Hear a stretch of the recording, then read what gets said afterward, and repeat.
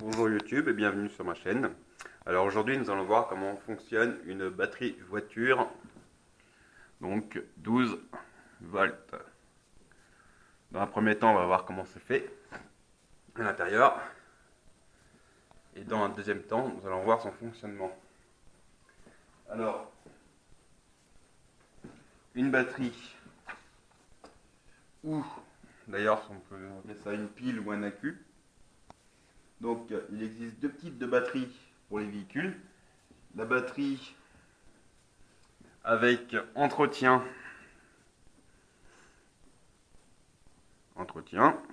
et la batterie sans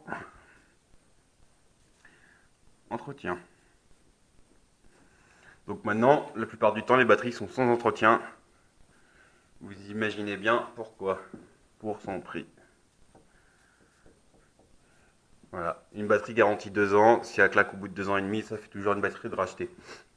Pour le commerce.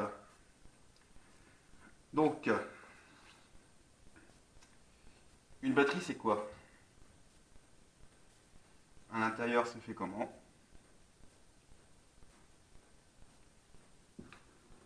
Donc, comment vous expliquer pour que vous compreniez bien? Alors, nous avons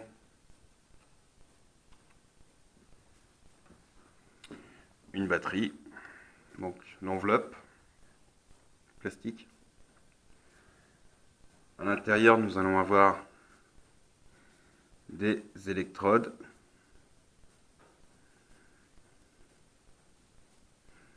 Voilà.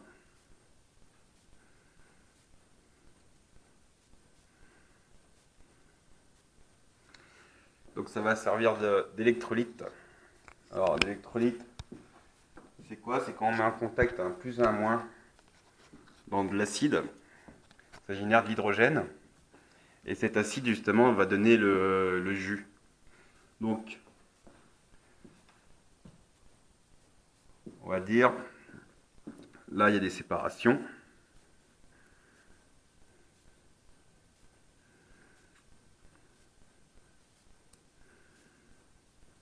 Voilà. Là je vous représente un élément de batterie. Ce qui se passe dedans. Donc on va faire tous les rouges là, ça va être les plus. Et tous les noirs, ça va être les moins. Donc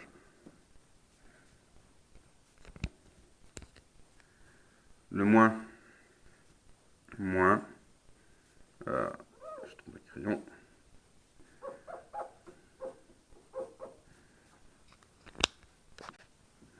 Donc le moins, moins, moins, moins, tous les moins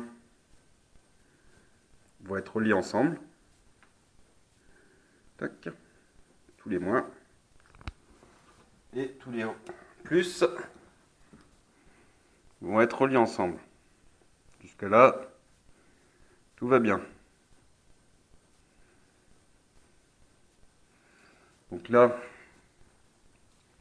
logiquement, donc il y a plusieurs sortes de métaux.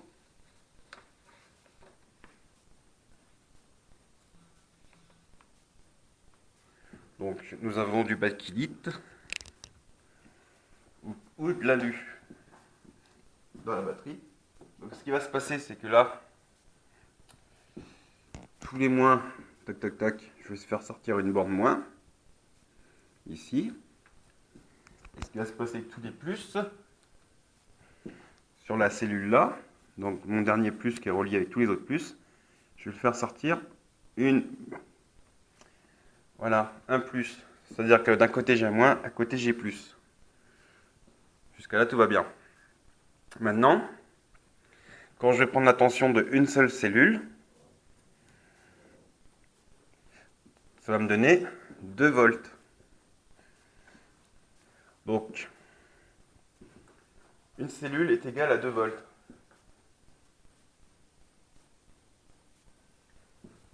Donc, pour arriver à 12 volts, Voilà, il va m'en falloir 6. 6 cellules de 12 volts. Donc 6 fois 2 volts. Voilà. Donc dans ma batterie, je vais vous faire la vue de face, d'en haut. Voilà. Donc 1, 2, 3, 4, 5, 6. Voilà. Ce qui va se passer là, c'est que d'un côté, je vais avoir ma cellule séparée par une barre. Donc là, je vais avoir un plus. Là, je vais avoir un moins. Donc le moins, je vais relier à un plus qui va être relié à un moins qui va être relié à un moins et un plus. Donc là, je vais avoir plus, plus. Donc le moins qui est relié avec le plus de l'autre cellule. Celui-là qui va être relié avec le moins de l'autre cellule. Celui-là qui va être relié avec le plus. Celui-là avec le moins. Celui-là avec le plus. De l'autre côté, la même chose, mais à l'inverse. Donc nous avons un plus. On va relier avec un moins. Plus, plus. Donc là, je vais relier le plus avec un moins, et ainsi de suite. Donc, une pile normale. On va dessiner des piles. Tac. Et de l'autre côté à l'envers. Donc là, une pile de 1 volt 5. 1 volt 5. Si je connecte plus moins, ça me donne 3 volts. Vous êtes d'accord? Dans tous les jeux et compagnie, les piles, il faut les mettre une dans un sens, une dans l'autre. Là, il y a le plus, il y a le moins, il y a et vice versa. Et ben pour la batterie, c'est exactement la même chose. On va relier toutes les cellules de 2 volts, plus, moins, plus, moins, plus, moins. Et là, ça...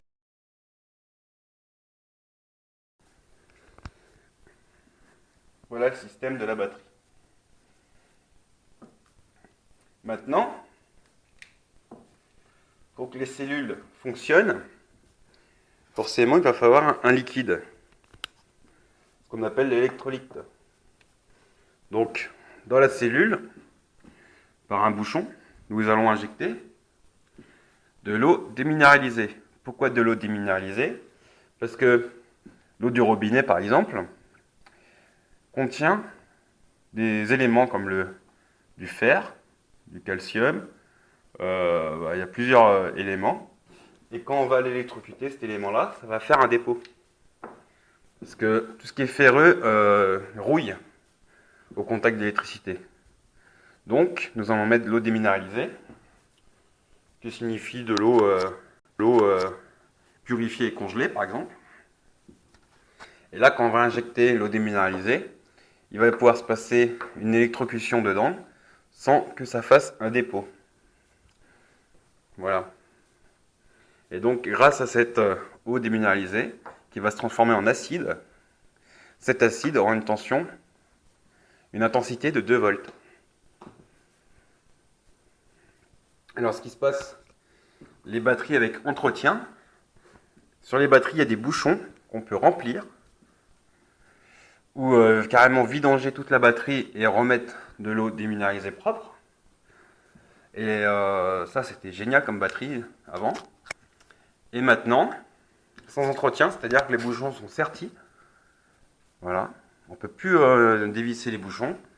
Et ce qui se passe, c'est que là, dès que la batterie, soit qu'il n'y a plus d'eau ou que l'eau est bonne à changer, et ben on ne peut plus les changer. Et donc on les jette et on en rachète. Voilà. Donc, dans le monde de l'automobile, la batterie, elle va servir à quoi? Et ben, la batterie va servir à démarrer le véhicule par le biais du démarreur. Et après, ce qui va prendre le relais, c'est l'alternateur ou le chargeur de batterie. Donc l'alternateur, pour tous ceux qui sachent, c'est un électro-aimant avec sa rotation va générer de l'électricité. Donc sur une batterie 12 volts, l'internateur va recharger la batterie en 14,5 jusqu'à 15,5 en volts. Donc vu l'alimentation est plus grande que la batterie, donc la batterie va prendre la charge. Mais si l'alternateur est mort, c'est-à-dire qu'il envoie du 11,5, 12, la batterie ne sera plus chargée. Donc là, par exemple, pour la batterie, il y a plusieurs caractères à prendre en compte. Donc il y a bien le 12 volts, ce qui est normal, une batterie 12 volts forcément, mais il y a une caractéristique par rapport aux voitures à prendre en compte, c'est le fameux AH, ampère-heure. Donc, admettons que, comment vous expliquer, à quoi ça correspond le ampère. Donc là, je vais l'écrire là. Ampère. C'est fois heure.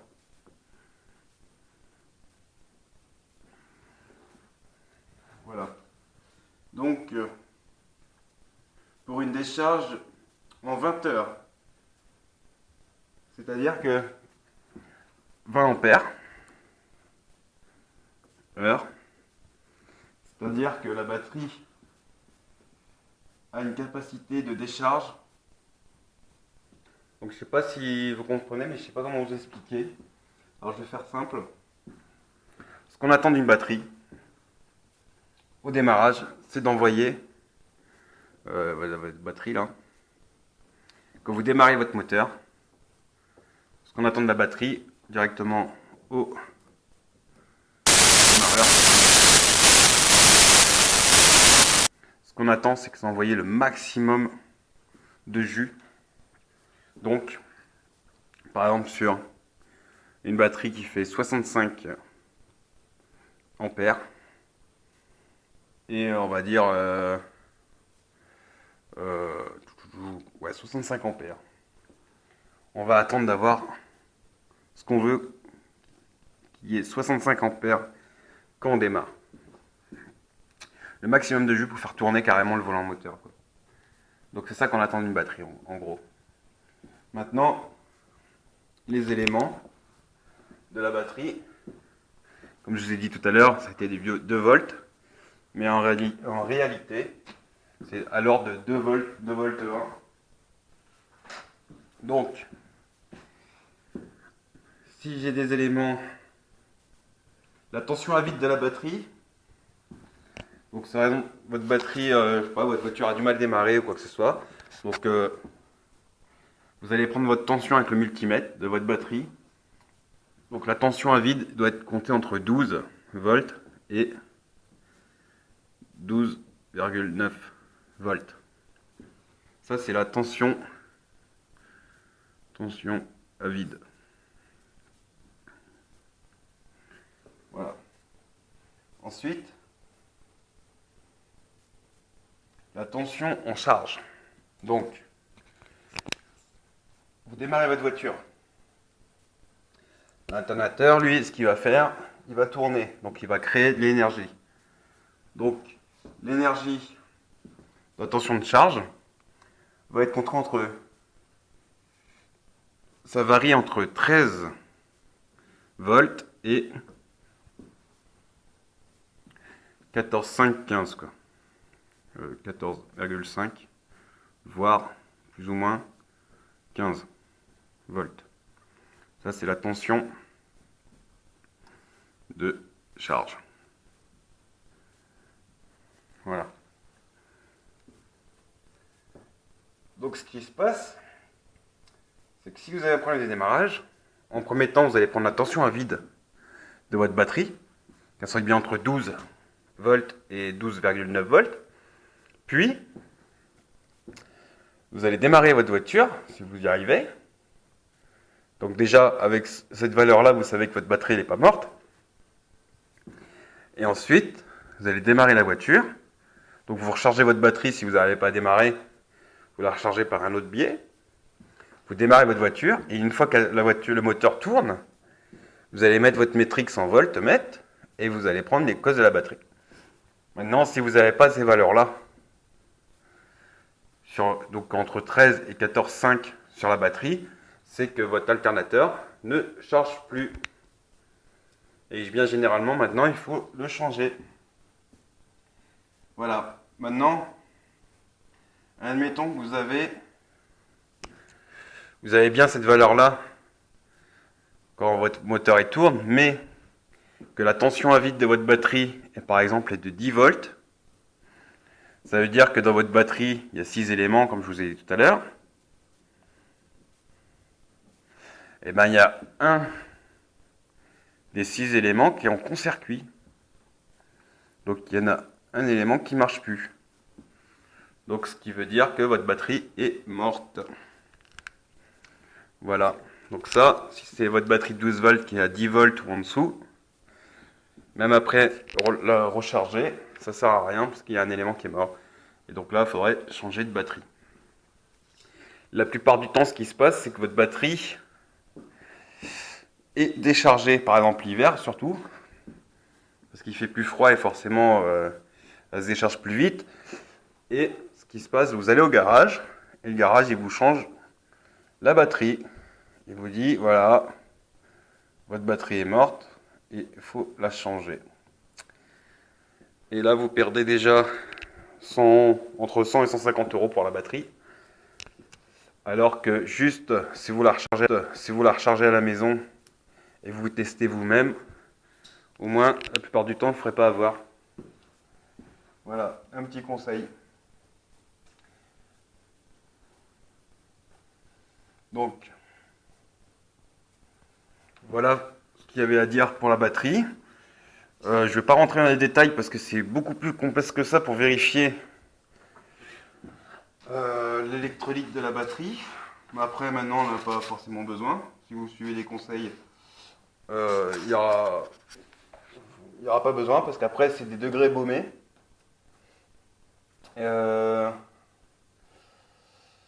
Pour carrément vérifier l'électrolyte qui est très corrosif. Par exemple, je vais vous donner une idée d'intensité.